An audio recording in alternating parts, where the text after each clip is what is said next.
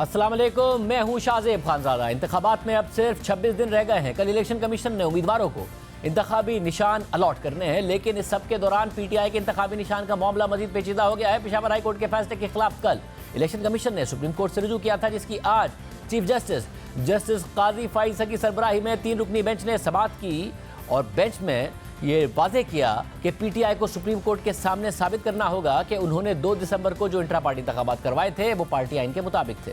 PTI का शुरू से मौक़िफ़ रहा है कि इलेक्शन कमीशन का काम महज रिकॉर्ड कीपिंग का है। वो इंट्रा पार्टी इंतखाबात के कानूनी या गैर कानूनी होने की बुनियाद पर इंतखाबी निशान उनसे वापस नहीं ले सकता, क्योंकि अगर एक दफ़ा पार्टी ने इलेक्शन कमीशन को इलेक्शन एक्ट के सेक्शन 215 के तहत इंट्रा पार्टी इलेक्शन का सर्टिफिकेट जमा करवा दिया तो उसके बाद इलेक्शन कमीशन को उनको इंतखाबी निशान देना होगा। जबकि पेशावर हाई कोर्ट ने भी बुध को अपने फैसले में लिखा था कि पीटीआई इलेक्शन एक्ट के सेक्शन 215 और सेक्शन 217 के तहत इंतखाबी निशान का अहल है, जबकि इलेक्शन कमीशन की सदा है कि पीटीआई ने इंट्रा पार्टी इंतखाबात अपने ही पार्टी आइन के मुताबिक नहीं करवाए, इसलिए उन्होंने उनको कलअदम करार दिया।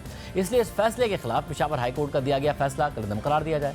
आज की समाअत में चीफ जस्टिस काजी फाइज ने इलेक्शन कमीशन और पीटीआई के वकील हामिद खान की इब्तिदाई दलाइल सुनने के बाद ये रिमार्क्स दिए कि पेशावर हाई कोर्ट ने तो सिर्फ इलेक्शन कमीशन को सेक्शन 215 और 217 के तहत पार्टी को इंतखाबी निशान देने का फैसला किया। पेशावर हाई कोर्ट ने अपने फैसले में कहीं भी ये नहीं कहा कि इंट्रा पार्टी इलेक्शन पार्टी आइन के मुताबिक हुए हैं। आज समाअत के दौरान जस्टिस काजी फाइज ने रिमार्क्स दिए कि आर्टिकल 17 कहता है कि हर शख्स को पार्टी बनाने और वोट डालने का हक है। आर्टिकल 25 कानून के यकसा इतलाक का कहता है। आज जब तहरीक इंसाफ के वकील हामिद खान ने केस की समाअत पीर तक मुलतवी करने की दरख्वास्त की तो चीफ जस्टिस ने कहा कि ऐसे तो फिर हमें पेशावर हाई कोर्ट का फैसला मुअत्तल करना पड़ेगा, जिसके बाद हामिद खान ने केस की समाअत कल तक मुलतवी करने की दरख्वास्त कर दी।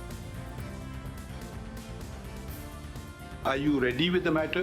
Then we will commence hearing it. Sir, actually we don't have any formal notice from them. No notice has been received from AOR.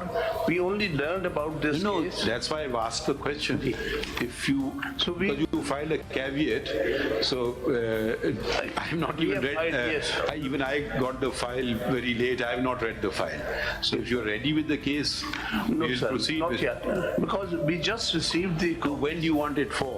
But then their anxiety, because Maybe tomorrow. The election symbols have to be issued on 13th, which is tomorrow, and the ballot papers are to be sent for printing virtually the next working day thereafter. yes, naturally, because otherwise, how will they? This is part of the election how do you want to proceed? So the question is that primarily my submission at this moment. How do you want us to proceed? We will hear submission. I'll submit that. Let the matter be fixed for Monday, and we'll argue. I'll come back prepared. Then it will become a purely academic exercise.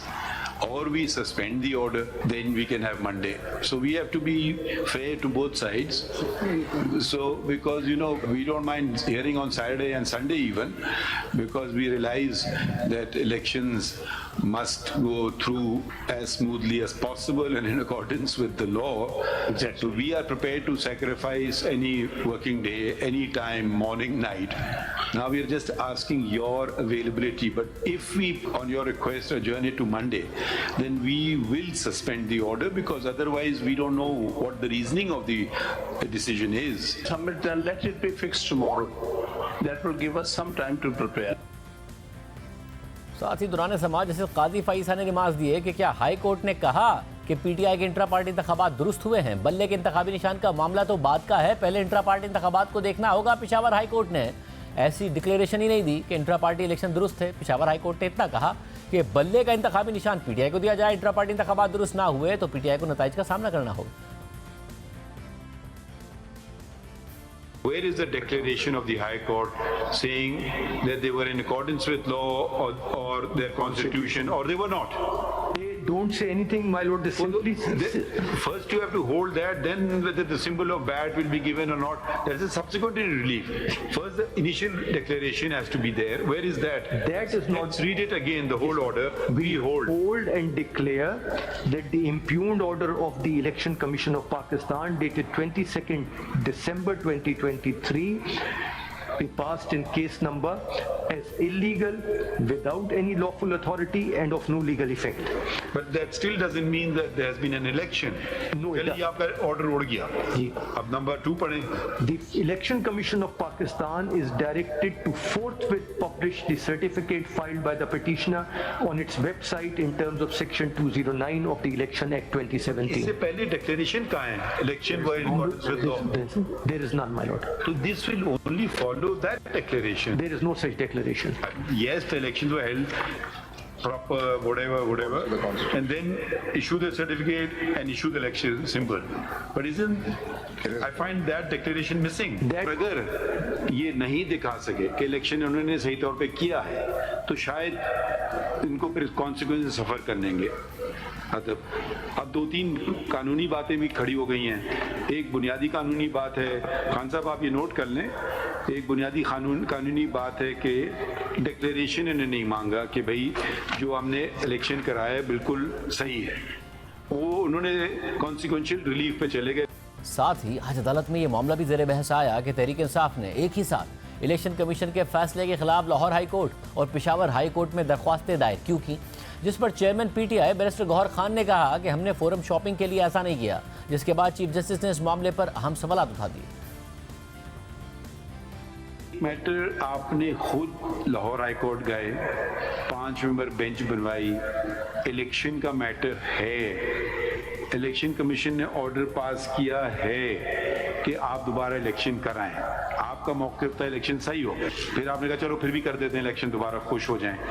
तो फिर आप Lahore high court ही में रहते ना, फिर आप पेशावर क्यों चले गए? योराना हमने इलेक्शन पेशावर में करवाए थे. इलेक्शन पेशावर में करवाए थे तो उससे तो कोई योराना मेजॉरिटी ऑफ रीजन. खान साहब जरा मुझे समझ नहीं. योराना कानूनी हम क्यों गए थे? योराना फोरम शॉपिंग करने नहीं गए थे. इस्लामाबाद में हमारी लीडरशिप आ नहीं सकती. इस्तेमाल किया, मैंने नहीं इस्तेमाल किया. To the extent of intra party elections वो पिटीशन इनफ्रक्चुअस हो गई जब हमने उसको इम्प्लीमेंट किया. पर वही ऑर्डर है ना, ऑर्डर तो वही इलेक्शन कमीशन का. योराना वही ऑर्डर है, लेकिन उसको जब हमने अमल कर लिया उस पे, जब हमने इम्प्लीमेंट किया तो हमने इलेक्शन कराए पेशावर में. पेशावर में इस इलेक्शन ना इंफ्रक्शंस होने की ये मेरे हिसाब से आपकी बात लॉजिकल है, मगर इस ऑर्डर में आपके वकील ने कहा कि नहीं इंफ्रक्शंस हुई है. ये राइटिंग में जो आप सारे जो तो आप दीजिए, बिल्कुल दीजिए, जो आप देंगे राइटिंग में आपके सामने. मगर देखिए ना, फिर मसला ये है ना कि ये एक आम केस होता है ना, ये है टाइम रिलेटेड केस. ये आपको सिंबल नहीं दे रहे हैं, आपको एक सिंबल चाहिए, तो हम तो चाह रहे हैं कि अगर आपका सिंबल बनता है आपको फौरन मिल जाए. तो हम आमतौर पे तो आपको बहुत टाइम दे देते, मगर इसमें फिर आपको सिंबल नहीं मिलेगा. हम ये नहीं चाह रहे, इसीलिए हमने कहा आप जब चाहें हम सुनने के लिए तैयार हैं. दूसरा, हमने सुप्रीम जुडिशियल काउंसिल को भी मैंने अपने कोलीग्स को कहा कि ये ज़्यादा इंपॉर्टेंट केस है, इसको पहले कर लेते हैं. तो ये हमें जब तक ये इस पे, अब देखिए वही सारे लोग हैं, सैयद अली जफर साहब भी वहाँ मौजूद हैं, वो भी नहीं बता रहे हमें कि क्या बना उस केस का. ये तो नहीं कि दूसरे काउंसिल हैं, वही काउंसिल है ना सारे. पेंडिंग है. Will submit in the morning sir. हम चलिए, मगर ये देखिए, अब आप गौर साहब ने एक लफ्ज इस्तेमाल किया जो मैं नहीं करना चाह रहा था, फोरम शॉपिंग, जो कोर्ट्स जनरली फ्राउन अपॉन. तो यहाँ से रिलीफ नहीं मिली तो जाके वहाँ फाइल कर दो, वहाँ से नहीं मिली तो दूसरे कोर्ट में चले जाओ. तो फिर ये फिर सिस्टम को खराब करता है. तो देखिए, अब आपने ठीक है लाहौर चले गए, फाइन, तो फिर वहीं रहिए ना लाहौर में, फिर आप क्यों जा रहे हैं पेशावर? ठीक है.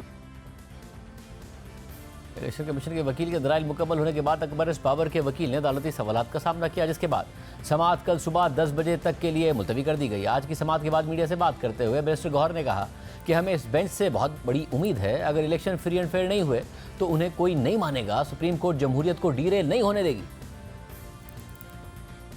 Election free fair and transparent नहीं हुए और इसमें से सबसे पॉपुलर पार्टी को अगर आउट किया गया, दुनिया कभी आपकी इलेक्शन को नहीं मानेगी. और इस बेंच से हमें बहुत बड़ी उम्मीद है इंशाल्लाह ताला कि सुप्रीम कोर्ट हर साजिश का मुकाबला करते हुए इंशाल्लाह जमहूरियत का बचाव करेगी, जमहूरियत को डिरेल नहीं होने देगी, इस प्रोसेस को रोकने नहीं देगी और इस प्रोसेस में सबको मसावी मौका फराहम करेगी और इंशाल्लाह हमारा बल्ले को बहाल रखेगी.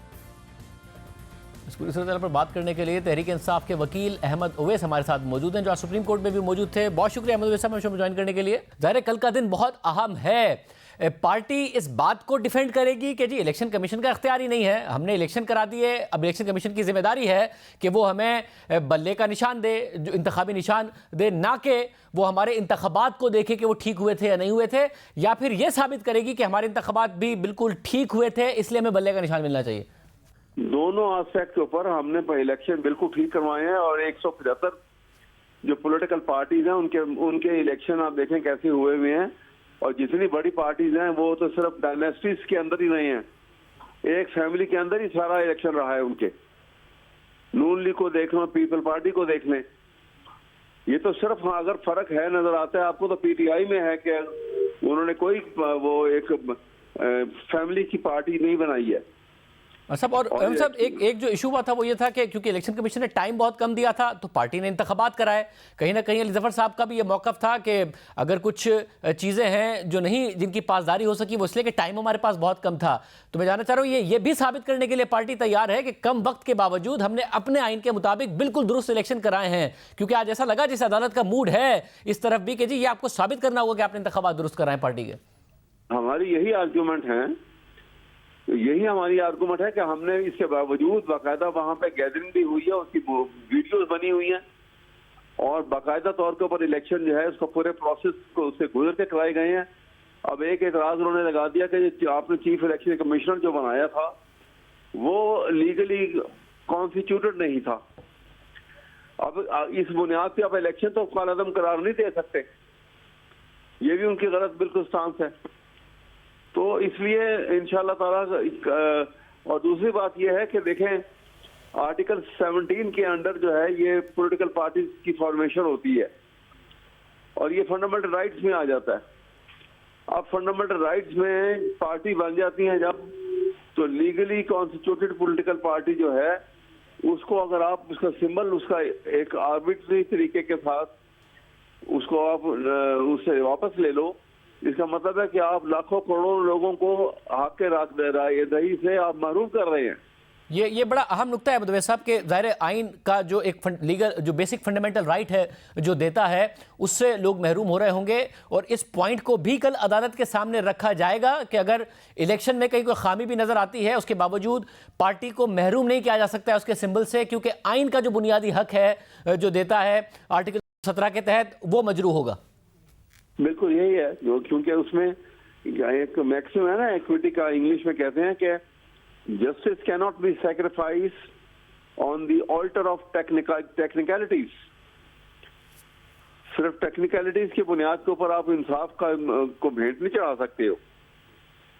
तो ये तो फंडामेंटल राइट है। और आज की प्रोसीडिंग्स आपने देखी है, आप उम्मीद कर रहे हैं कि सुप्रीम कोर्ट आपके हक में फैसला देगी?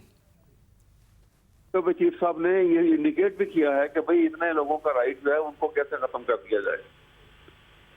तो इंशाल्लाह कल इसमें पीटीआई की तरफ से आर्गुमेंट होगी और कल बेहतर होगा। मतलब और एक मुतबादिल स्ट्रेटजी की भी बात की जा रही है कि अगर बल्ले का निशान नहीं मिला तो किसी और जमात के इंतखाबी निशान पर टिकट्स अलॉट कर दिए जाएं, ये किस हद तक दुरुस्त है?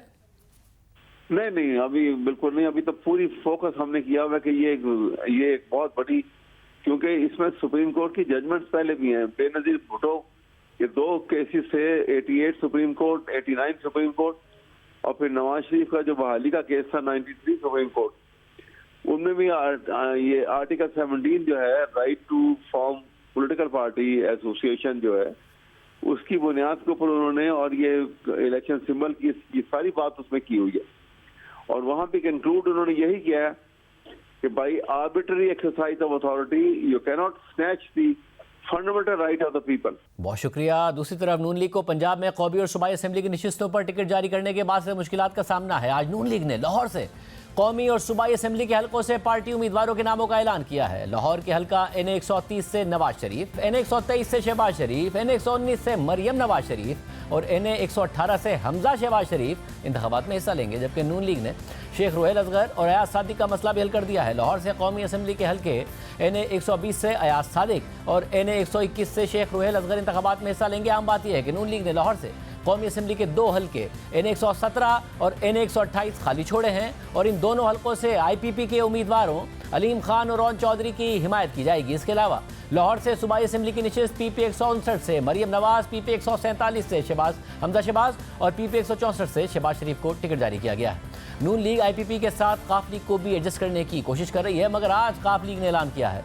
कि वो नून लीग के साथ सीट एडजस्टमेंट नहीं करेगी। काफ लीग के रहनुमा और चौधरी शुजात हुसैन के बेटे चौधरी सालिक ने कहा है कि पार्टी क़यादत ने फैसला किया है कि वो दोहरे मयार का शिकार नहीं होंगे। नून लीग काफ लीग से मुकाबला करेगी तो वो अपने साथियों के साथ खड़े होने को तरजीह देंगे। चौधरी सालिक ने मजीद कहा कि हमारी नून लीग से 4 कौमी और 8 सूबाई नशिस्तों की बात हुई थी, मगर काफ लीग के लिए 2 कौमी और 2 सूबाई हल्के छोड़े गए हैं। ऐसा नहीं हो सकता कि उन्हें और भाई को नशिस्त दी जाए और बाकियों को नहीं। सिर्फ इत्तेहादियों की शिकायत नहीं है, बल्कि खुद नून लीग के रहनुमा भी टिकटों की तकसीम पर नाराज नजर आ रहे हैं। राना सनाउल्लाह साहब इस सारे प्रोसेस का हिस्सा रहे हैं। हमारे साथ मौजूद राना साहब, बहुत शुक्रिया में शो में ज्वाइन करने के लिए। राना साहब, आपने हमारे प्रोग्राम में कहा था कि काफ लीग के साथ होगी एडजस्टमेंट, शुजात हुसैन साहब के साथ होगी एडजस्टमेंट, अब वो भी आपसे नाराज नजर आ रहे हैं कि जो प्रॉमिस किया था वो नहीं किया आप लोगों ने। देखिए, जो प्रॉमिस हमने किया, जिससे भी किया, वो हमने पूरा किया है अल्लाह के फजल से। मामला ये है कि काफ लीग के साथ जो हल्का NA 165 है बहावलपुर, तो वो हमारा वादा था तारक बशीर चीमा साहब के साथ, वो हमने खाली छोड़ा है। उसके नीचे जो 2 सूबाई हल्के हैं 247 और 248, तो तारक बशीर चीमा साहब की ये ख्वाहिश थी कि उनको भी खाली छोड़ा जाए। तो उस बारे में हम अभी भी कोशिश है कि उस मामले में कोई एडजस्टमेंट हो जाए। तो इसके अलावा बाकी तो काफ लीग के साथ जो भी बात उन्होंने की है वो आलमोस्ट हमने पूरी की है। यानी कि अभी मामला ख़त्म नहीं हुआ है उनके साथ, आप कह रहे हो जाएगा मामला ठीक? उनके साथ मामला बिल्कुल ख़त्म नहीं होगा।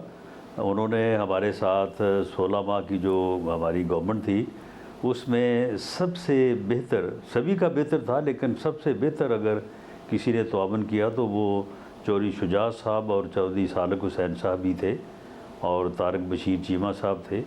तो हम हर हाल में जो है वो उनके साथ तआवुन करना चाहते हैं, लेकिन एक बड़ी पार्टी के लिए जिसमें हर हलके में लोग हों और एक से ज़्यादा लोग हों, तो उसमें जो प्रेशर्स हैं और उसमें जो मुश्किलात हैं तो उनका बहरहाल फिर सामना करना पड़ता है। अच्छा, मगर इस सब में जो IPP है वो मुतमईन हो गई आपके साथ? 2 हल्के आपने, वो भी लाहौर के, एक अलीम खान साहब के लिए, कौन चौधरी के लिए खाली छोड़ दिया?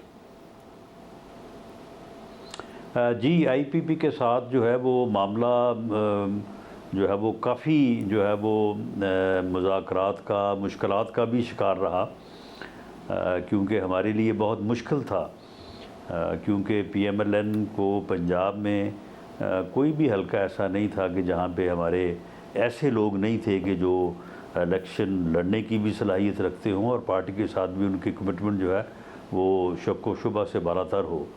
तो इसलिए जो है वो काफ़ी मुश्किलात रहीं, लेकिन बिल आखिर एक मिनिमम नंबर के ऊपर जो है हम बड़े मशकूर हैं IPP के उन लोगों के जो हमारे साथ मुज़ाकरात में जो है वो मसरूफ़ रहे।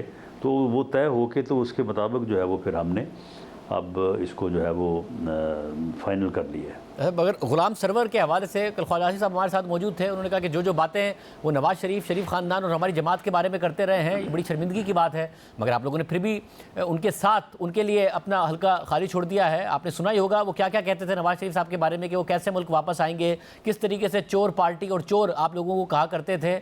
वहाँ भी कॉम्प्रोमाइज़ कर लिया आपने? नहीं, तो हम उसको क्या पैगंबर कहते थे? अगर वो हमें एक बार चोर कहता था तो हम उसे 10 बार चोर कहते थे। और ये तो सियासत में जो है वो रवादारी जो है या जो इज़्ज़त एहतराम है वो किसी ज़माने में बहुत था, लेकिन उसको आहिस्ता आहिस्ता से जो है वो ख़त्म होता रहा और बिल आखिर ये जो पिछला दौर गुज़रा है उसमें तो बिल्कुल जनाजा निकल गया ना। उसमें तो अपने मुखालफ को गाली गलोच और चोर और डाकू कहना जो एक रूटीन बन गया, और ये बदकिस्मती है। उसमें फिर सभी जो है वो अगर कोई किसी को कहता है तो फिर आगे से जवाब भी वैसा ही आता है।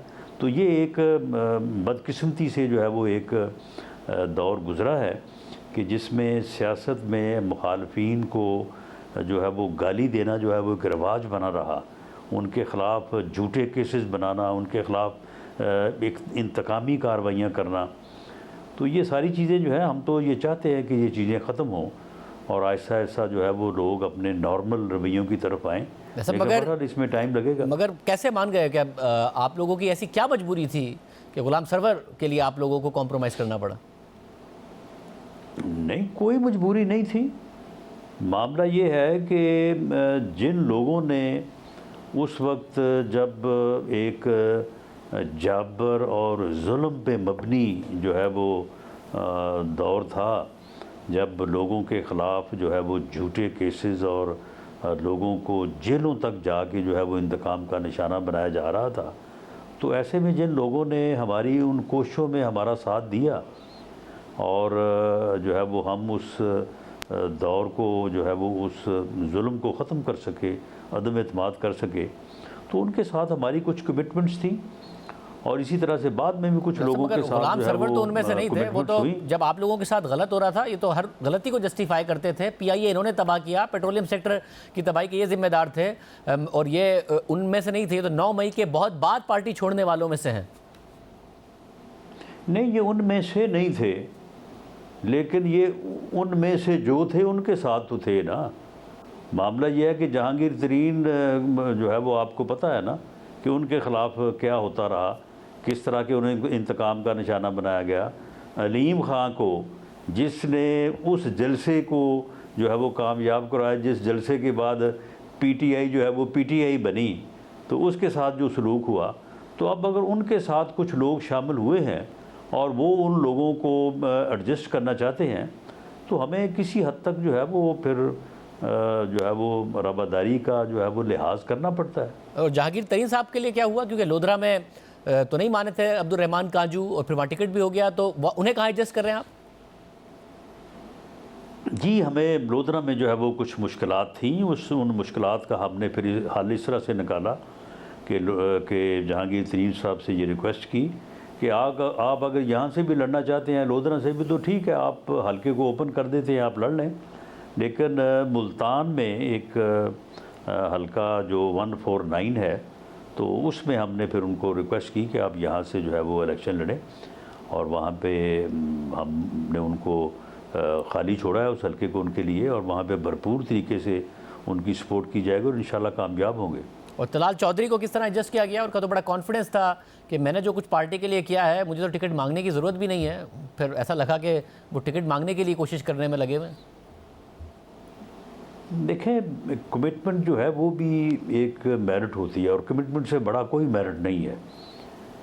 वो अलग बात है कि अगर जो कमिटमेंट हमने की उसमें कोई कमी बेशी या गलती कोताही हो सकती है, लेकिन जब हो तो फिर उसको पूरा किया जाना चाहिए। ये पार्टी की कमिटमेंट थी, पार्टी प्रेसिडेंट की कमिटमेंट थी, तो वो हमने तलाल चौधरी साहब को जो है वो पहले भी ये बात होती रही है, आज फिर उनको हमने बिठाया, समझाया, उनकी इज़्ज़त, उनके एहतराम को पेश नज़र रखते हुए उनके साथ जो उनके साथ कमिटमेंट हुई है, अगर वो पहली कमिटमेंट को हमने पूरा किया है तो जो कमिटमेंट तलाल चौधरी साहब से हुई है उसको भी पूरा करेंगे इंशाअल्लाह। और वो क्या है? सेनेट में एडजस्ट करना है और 2 MPA?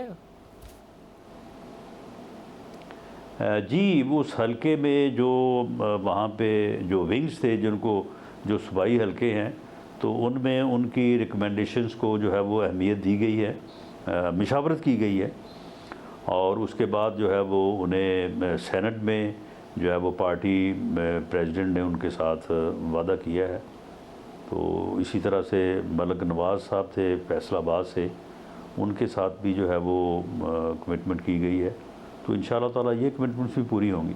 और दानियाल अजीज़, उन्होंने ज़ाहिर पार्टी लाइन से हट के बातें की थी, पार्टी ने शो कॉज किया था, उन्होंने जवाब दिया था।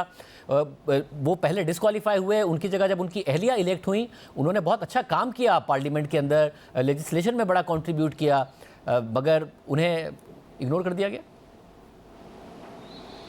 नहीं, देखें, दानियाल अजीज़ साहब जो है उनके काम करने में कोई शक नहीं है, वो बड़े काबिल और बड़े मेहनती इंसान हैं, और उन्होंने पार्टी के लिए जो है वो मुश्किलात का भी सामना किया, उन्हें डिस्क्वालिफिकेशन का जो है वो सामना करना पड़ा, और उनकी अहलिया ने जो है वो एक मेंबर के तौर पे असम्बली में बहुत अच्छा काम किया। लेकिन किसी को पार्टी का मजाक उड़ाने की जो है वो इजाज़त नहीं दी जा सकती। उन्होंने दरअसल जो बातें की महंगाई के मतलब या कोई भी और ऐसी बातों से तो कोई फ़र्क नहीं पड़ता। सियासी जमात में लोगों को इज़हार राय की बिल्कुल आज़ादी है, होनी चाहिए, लेकिन पार्टी का मजाक नहीं उड़ाना चाहिए। उनको जब हमने इस बात के ऊपर नोटिस किया तो उन्होंने आगे से उस नोटिस का मजाक उड़ाया, फिर उसके बाद दोबारा ऐसी बातें की जो कि उनके शयान शान भी नहीं थी और पार्टी डिसिप्लिन के दायरे में भी नहीं आती थी। अच्छा, मगर अब इसमें एक इशू ये आ रहा है कि नून लीग जो ये तासुर देती थी कि हमारे पास बड़ी अच्छी टीम है, कॉर्पोरेट सेक्टर से भी लोग मौजूद हैं, इकोनॉमी को समझने वाले लोग मौजूद हैं, उसमें बड़े सॉफ्ट फेस रखने वाले लोग मौजूद हैं। शाहिद खान अब्बासी वो साइडलाइन हो गए, खुद नहीं लड़ रहे इलेक्शन। मिफ्ता इस्माइल साहब साइडलाइन कर दिए गए, मोहम्मद ज़ुबैर वो नाराज़, वो साइडलाइन कर दिए गए। डॉक्टर आयशा गौस पाशा साहिबा, उन्हें मखसूस नशिस्तों पर नहीं दिया गया। जिसको इकोनॉमी समझ में आती थी वो साइडलाइन हो गया, या जो सॉफ्ट फेस था, क्या एक इसहाक डार साहब को ही रखना है शरीफ खानदान ने, ताकि बस एक ही चॉइस हो, वही बंदा रहे जिसको इकोनॉमी समझ में आती है? जिन लोगों को इकॉनमी की समझा, उनकी तादाद जो है वो जो मौजूदा टीम है उसमें 20 में है। तो जिन साहिबान का आपने नाम लिया तो बिल्कुल उन साहिबान को भी बड़ी अच्छी समझ थी, लेकिन उनको किसी ने साइडलाइन नहीं किया। वो खुद ही जो है वो इस वक्त उन्होंने साइडलाइन होना जो है वो पसंद किया है, और मेरा ख्याल है कि जब उनकी ज़रूरत पड़ेगी पार्टी को तो इंशाअल्लाह ताला वो भी वापस आ जाएंगे। कोई पार्टी के साथ उनका कोई ऐसा कोई तनाज़ा या कोई झगड़ा नहीं है, कोई नाराज़गी भी नहीं है। बस खुद अगर उन्होंने इस मौके पे ऊपर काम करना या मेन स्ट्रीम में रहना मुनासिब नहीं समझा तो वो थोड़ा रेस्ट पे चले गए हैं, थोड़ा आराम फरमा रहे हैं, तो इससे कोई फ़र्क नहीं पड़ता। अगर ज़रूरत पड़ी तो इंशाल्लाह वो भी वापस आ जाएंगे। और साहब, ये बल्ले का निशान आप तो पहले भी कह चुके हैं कि आप तैयार हैं मुकाबला करने के लिए। अब कल सुप्रीम कोर्ट में मामला है, आप चाहते हैं कि तहरीक इंसाफ के पास बल्ले का निशान हो और ऐसा कंपटीशन हो कि जिस इलेक्शन की लेजिटिमेसी भी हो, या कुछ और अब राय है आपकी? नहीं, बिल्कुल, मैं तो ज़ाती तौर पे मैं ये समझता हूँ कि इससे कोई फ़र्क नहीं पड़ेगा। देखिए, बल्ले का निशान जो है, बल्ले का निशान की जगह पे कोई और निशान आ जाएगा तो फिर भी उससे कोई फ़र्क नहीं पड़ेगा। निशान जो है वो कोई लोगों को याद करवाने के लिए जो है वो कोई इतना ये मुश्किल मामला नहीं है। तो इसलिए बहरहाल ये मामला अदालतों में है, मैं उसके ऊपर कोई तबसरा तो नहीं कर सकता, लेकिन बहरहाल अगर बल्ले का निशान रहे भी और पीटीआई के लोग जो हैं वो इलेक्शन लड़ें तो बिल्कुल इलेक्शन की क्रेडिबिलिटी भी उतनी ही ज़रूरी है जितना इलेक्शन ज़रूरी है। लेकिन मामला ये है कि जो लोग किसी ऐसे जुर्म में मौखूज़ हैं कि उन्होंने रियासत के ख़िलाफ़ अगर हथियार उठाया है, उन्होंने रियासत के ख़िलाफ़ जो है वो अगर वो हमलावर हुए हैं, तो फिर वो ये कहें कि जी हमें सिर्फ इसलिए ना पूछा जाए क्योंकि हमने इलेक्शन लड़ना है, तो फिर इस बात की तो इजाज़त नहीं दी जा सकती। जिन लोगों ने किसी वक्त भी रियासत के ख़िलाफ़ कोई इक़दाम किया हो, वो लोग जो है वो सियासी कारकुन की उस ब्रैकेट से, उस तारीफ़ से बाहर हो जाते हैं जिस एहतजाज की, सियासी एहतजाज की आइन और कानून जो है वो इजाज़त दे। बहुत शुक्रिया हसन नसरत हमारे साथ मौजूद थे। प्रोग्राम ब्रेक शामिल करते हैं, कुरानपुर पे बात करेंगे।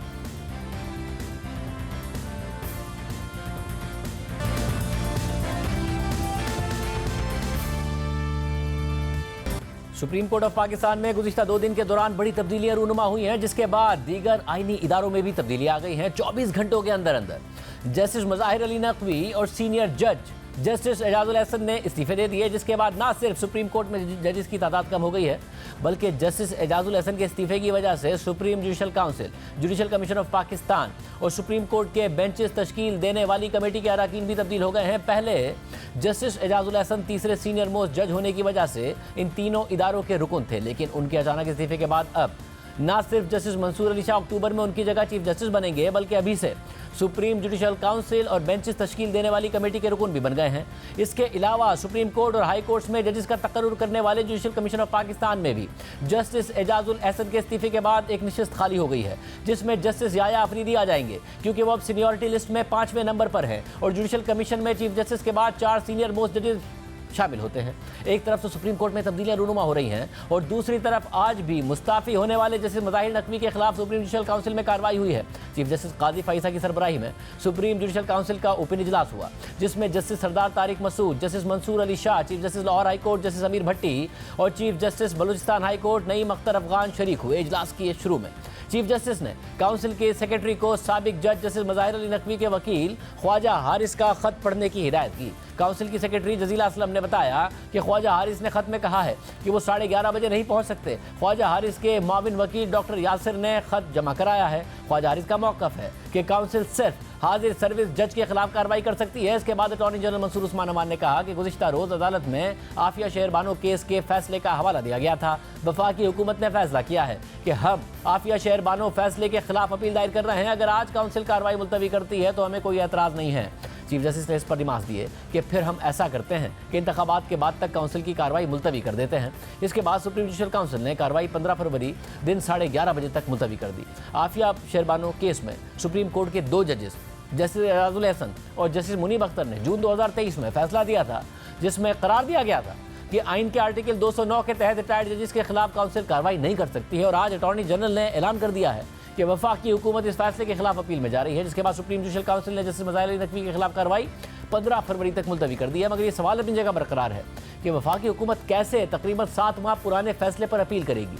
अब जस्टिस मज़ाहिर अली नकवी का मामला तो 15 फरवरी तक मुलतवी हो गया है, मगर जस्टिस एजाजुल एहसन के अचानक सामने आने वाले इस्तीफे से मुताल्लिक़ क़यास राइयाँ जारी हैं कि उन्होंने अचानक इस्तीफ़ा क्यों दिया है।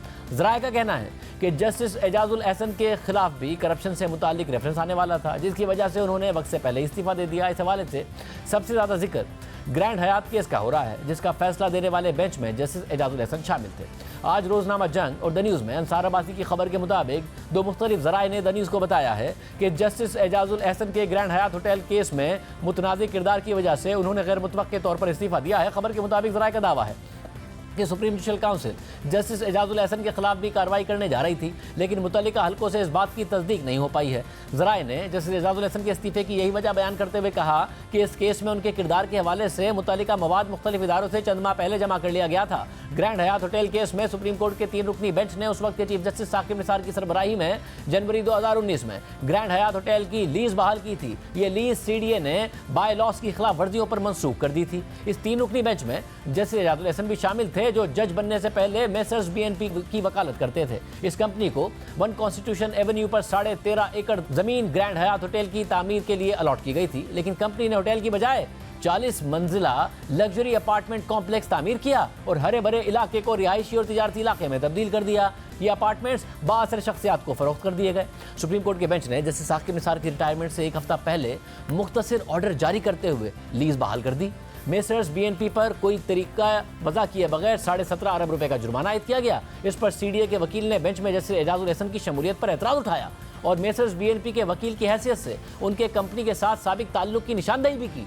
चीफ जस्टिस साकिब निसार ने बेंच के सरबराह की हैसियत से इस एतराज़ को मुस्तरद कर दिया था और कहा था कि जस्टिस एजाजुल एहसन के मेसर्स BNP के साथ पुराने ताल्लुक का इस केस पर कोई असर नहीं पड़ता। खबर में लिखा है कि उस वक्त द न्यूज़ में शाया होने वाली रिपोर्ट के मुताबिक मेसर्स BNP का क़याम 2005 में ग्रैंड हयात होटल की तामीर के लिए ज़मीन की नीलामी से बहुत थोड़ा अर्सा पहले ही अमल में आया था। इससे पहले इस कंपनी के 3 पार्टनर्स थे, जिनमें झगड़ा हो गया था और इसके बाद ये कंपनी एक ही मालिक की मिल्कियत में आ गई। मुबैना तौर पर कंपनी ने 1 अरब रुपए की अदायगी की थी, वो भी 2012 में की गई थी। इस अदायगी को कई मरतबा रीशेड्यूल किया गया और इसके बाद 2016 में लीज ही मनसूख कर दी गई। CDA नहीं चाहता था कि प्लॉट की लीज बहाल हो, लेकिन CDA की दरख्वास्त मुस्तरद करते हुए चीफ जस्टिस साकिब निसार ने सवाल किया कि क्या CDA 13 साल से सो रहा था। सुप्रीम कोर्ट से पहले इस्लामाबाद हाई कोर्ट ने लीज की मनसूखी को बरकरार रखा था और FIA को हिदायत की थी कि वो ज़मीन लीज पर देने और कवायद में नरमी करने और बोली के बाद की तब्दीलियों में कंपनी को हक देने के जिम्मेदार एहलकारों के खिलाफ कार्रवाई करे।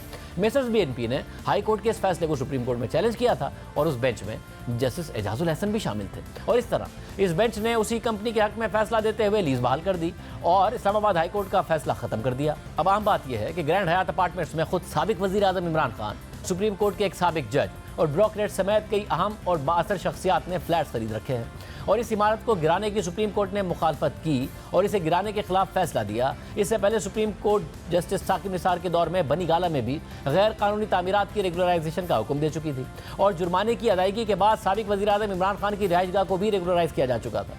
उस बेंच में भी जस्टिस साकिब निसार और जस्टिस सजाद अली शाह के साथ जस्टिस एजाजुल एहसन शामिल थे। दूसरी जानिब कराची में चीफ जस्टिस गुलजार अहमद के दौर में सुप्रीम कोर्ट ने हुक्म दिया था कि शहर में जितनी भी तजावुजात हैं उन्हें मस्मार कर दिया जाए, जिनमें गुज्जर नाला, औरंगी नाला और महमूदाबाद नाले समेत दीगर बरसाती नालों के इर्द गिर्द कायम हजारों घर, अलादीन पार्क पर पवेलियन एंड क्लब और सैकड़ों दुकानें और शारा फैसल पर मौजूद नस्ला टावर शामिल था। उनमें सबसे अहम केस शारा फैसल पर कायम कसीरुल मंजिला इमारत नस्ला टावर से मुताल्लिक था, जिसे सुप्रीम कोर्ट के हुक्म पर गिरा दिया गया। मगर जब से ये मामला शुरू हुआ था तब से ही ये एतराज़ उठाया जा रहा था कि कराची में तो तजावुजात पर कायम घरों, दुकानों और इमारतों को गिराया जा रहा है, मगर माजी में कुछ और केसेस में प्राइवेट सोसाइटीज़ को रेगुलराइज किया जा चुका है।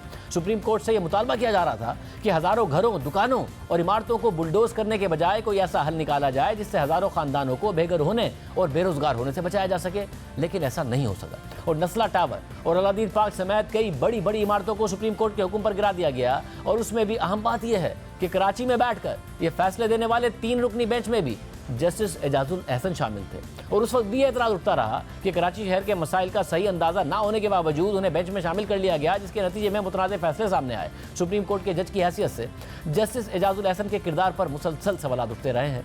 पनामा केस में मॉनिटरिंग जज से लेकर चीफ जस्टिस उमर अता बंदियाल के दौर तक वो हर अहम सियासी और आइनी मुकदमे में तकरीबन हर शामिल रहे और नून लीग उन पर मुसलसल जानिबदाराना फैसले देने का इल्ज़ाम लगाती रही। और पंजाब और खैबर पख्तूनख्वा में इंतखाबात के केस में उस वक्त पीडीएम हुकूमत में शामिल तमाम जमातों ने जस्टिस एजाजुल एहसन पर अदम एतमाद का इजहार कर दिया था, मगर तहरीक इंसाफ उनके हक में बयानात देती रही और आज भी उनके इस्तीफे पर अफसोस का इजहार कर रही है, बल्कि उनसे बेंच में शामिल रहने की भी दरख्वास्त कर रही है, हालांकि उनका इस्तीफा कबूल कर लिया गया। आज मीडिया से बात करते हुए तहरीक इंसाफ के रहनुमा बैरिस्टर गौहर खान ने कहा कि जस्टिस एजाजुल एहसन के जाने से बहुत अफसोस हुआ है। मेरी दरख्वास्त होगी कि वो बेंच में रहें और आवाम की खिदमत करें। मैं समझता हूँ मुझे तो ज़ाती तौर पर दोनों जज साहिबान के इस्तीफ़ा पे अफसोस हुआ है और एजाजुल एहसन साहब बड़े काबिल और कॉन्स्टिट्यूशनल जज थे, उसके जाने से बहुत ज़्यादा अफसोस हुआ है और जाना नहीं चाहिए, लेकिन कानून will take its own course. मेरी रिक्वेस्ट होगी कि वो बेंच पे रहे और आवाम की खिदमत करे। और दूसरी तरफ नून लीग जस्टिस एजाजुल एहसन के इस्तीफे को काफ़ी नहीं समझ रही है और उनसे हिसाब भी लेने का मुतालबा कर रही है। ये साहब जो है उस वक्त किस किस्म की गुफ्तगू करते थे और इन्होंने मॉनिटरिंग जज की हैसियत से क्या रोल अदा किया। वो तारीख तरीन जो दिन थे हमारी अदलिया की तारीख में, और भी बहुत से तारीख वाक़यात हुए हुए हमारी अदलिया की तारीख में। कुछ हमने अपने माजी से ना अदलिया ने सीखा ना हमने सीखा है। इस रियासत के मुजरम है ये लोग जो हैं, जिसने कल इस्तीफा दिया और जिसने आज इस्तीफा दिया है। ये लोग जो अदल बेचते हैं, ये अदल फरोशी जो है कुछ और किस्म की जो फरोशी होती है उससे भी बदतरीन होती है। जब ये लोग वायलेट करते हैं, ये अपनी दुनिया भी बर्बाद करते हैं, आखिरत भी बर्बाद करते हैं। चेंबर की प्रैक्टिस करेंगे और वहां जो फिर जिस किस्म के खेल खेले जाएंगे। मेरी अपनी डिमांड ये है कि ये सही सालम घर नहीं जाने चाहिए। इनके तमाम तक जो है तनख्वाहें, तमाम तक जो है इनके ड्यूज जो है, तमाम तक मराहत जो है। हमने प्रोग्राम में मौक़िफ़ देने के लिए जस्टिस एजाजुल एहसन से भी रब्ता किया है, हमें कोई जवाब नहीं मौसूल हुआ है। प्रोग्राम लाइव है, वो अपना मौक़िफ़ दे सकते हैं। एक एक्सक्लूसिव स्टोरी इस वक्त मौजूद है इस सारी कहानी के पीछे एजाज सैयद के पास, और एजाज सैयद हमारे साथ मौजूद होंगे एक ब्रेक के बाद। जस्टिस एजाजुल एहसन के इस्तीफे के पीछे क्या कहानी है, हमारे साथ साहब एजाज सैयद मौजूद हैं। अच्छा साहब, क्या मामला है, क्या अंदर की बात है? अब प्रोग्राम में टॉक शॉक में आपने कुछ अर्सा पहले भी ये सारी की सारी कहानी बताई थी, इस ग्रैंड हयात का किस्सा बताया था, कल भी बात की है, क्या अंदर का मामला है? शाहज़ेब बहुत बहुत शुक्रिया। शाहज़ेब, सुप्रीम कोर्ट के अंदर बहुत सारी पोलराइजेशन मौजूद थी और सुप्रीम कोर्ट के जो चीफ जस्टिस हैं उनके हवाले से भी जस्टिस एजाजुल एहसन अपने कुछ साथी जजेस के हमरा कोई अच्छा ख्याल नहीं रखते थे और उनको यानी कि चीफ जस्टिस को नाकाम करने के लिए उनकी कोई गुफ्तगू भी मौजूद थी। लेकिन जो ग्रैंड हयात का केस है, ये एक बुनियादी केस है जिसके बारे में जो एजाजुल एहसन है, जस्टिस एजाजुल एहसन, उनको पता चल गया था कि अब उनको नोटिस दिया जाएगा और उनके खिलाफ कार्रवाई का आगाज हो जाएगा। साथ ही साथ ये तो एक ओपन एंड शट केस था क्योंकि इसमें कॉन्फ्लिक्ट ऑफ इंटरेस्ट बड़ा क्लियरली नजर आता है। लेकिन मेरी इत्तलात के मुताबिक जो एजाजुल एहसन है साबिक जज, उनको कल 11 जनवरी की सुबह भी कोई मोबाइल फोन पे कोई मैसेज वगैरह कोई आया था। उसकी डिटेल क्या है, मैंने उनसे मौक़िफ़ जानने की कोशिश की, अभी तो नहीं मिला, लेकिन उसकी डिटेल जब उनका मौक़िफ़ आएगा तो उसके बारे में बताएंगे। लेकिन मेरी इत्तलात ये है कि जो फाइनल वजह बनी उनके मोबाइल फोन पे कोई मैसेज आया है और उस मैसेज की वजह से उनको पहले भी ख्याल था कि शायद वो अपने ओहदे से इस्तीफा दे दें, लेकिन जो फाइनल वजह एक और बनी वो मैसेज था जो उन्हें मौसूल हुआ है और फिर उन्होंने फैसला कर लिया कि अब वो चले जाए। मतलब ये जो ग्रैंड हयात का मामला है, अब उसी वक्त जब ये केस चल रहा था तो उनकी मौजूदगी पर एतराज़ उठाया सीडीए के वकील ने, जैसे साकिब निसार ने वो एतराज़ मुस्तरद किया और बात को आगे कंटिन्यू किया। तो जो कॉन्फ्लिक्ट का मामला था वो तो वहीं एड्रेस हो गया ना, वकील की तरफ से एतराज़ हुआ, एतराज़ मुस्तरद हुआ और आगे जाके फैसला आ गया। तो अब ऐसी क्या नई हकाइक आ गए, कोई नई ऐसी चीज़ें सामने आ गई जो एक चार्जशीट बनाती हैं उनके खिलाफ? शाहजेब, मामला ये है कि ग्रैंड हयात वाले मामले में कॉन्फ्लिक्ट ऑफ इंटरेस्ट खत्म नहीं हुआ था। उस वक्त के जो चेयरमैन सीडीए थे उन्होंने भरी अदालत में उंगली का इशारा करके जस्टिस एजाजुल एहसन पर सवाल किया था कि आप इस केस को की समाअत किस तरह कर सकते हैं, आप तो खुद उस कंपनी की तरफ से वकालत करते रहे हैं। तो बाद में बहुत सारे लोगों ने, हमारी इत्तलात के मुताबिक कुछ लोगों ने सुप्रीम जुडिशल काउंसिल को भी अप्रोच किया था और जो मिसकंडक्ट के हवाले से कुछ शिकायत सुप्रीम जुडिशल काउंसिल को भी मौसूल हुई थी। और अब मौजूदा जो चीफ जस्टिस है काजी फाइज ईसा, इनकी सरबराही में जो सुप्रीम जुडिशल काउंसिल है उनके पास भी कुछ चीजें थी और हमारी इत्तलात के मुताबिक काफी सारी एविडेंस जो थी वो मौजूद थी बाज लोगों के पास और बाज अफराद के पास, और इस बात का इल्म खुद जस्टिस साबिक जज जस्टिस एजाजुल एहसन को इल्म था। और जो जस्टिस नकवी है उसके रेजिग्नेशन से उन्हें अंदाजा हुआ या फिर उसके बाद जो सुप्रीम जुडिशल काउंसिल की कार्रवाई हुई उसके बाद उन्होंने फैसला किया कि सिर्फ रेजिग्नेशन से बात खत्म नहीं हो रही है? मेरी इत्तलात के मुताबिक जस्टिस नकवी का जो फैसला हुआ उस दौरान भी ये बात कंसिडरेशन में थी कि उसी वक्त नोटिस जारी कर दिया जाए, इनको जस्टिस एजाजुल एहसन साहब को नोटिस जारी कर दिया जाए, लेकिन उसके ऊपर शायद कंसेंसस नहीं हो सका और जस्टिस नकवी हैं उनको नोटिस जारी हुआ और आपको पता है कि उनका रेजिग्नेशन भी आ गया, लेकिन इन्होंने वहां से उस इजलास में शिरकत नहीं की और बाद में जब इनके पास मजीद चीजें कुछ आई और इनको मजीद हालात वाज़ेह हुए तो उन्होंने अपने ओहदे से इस्तीफा देने का फैसला किया। बहुत शुक्रिया, उसको आपने सुनी। आज के प्रोग्राम में इतना, इजाज़त दीजिए, अल्लाह हाफ़िज़।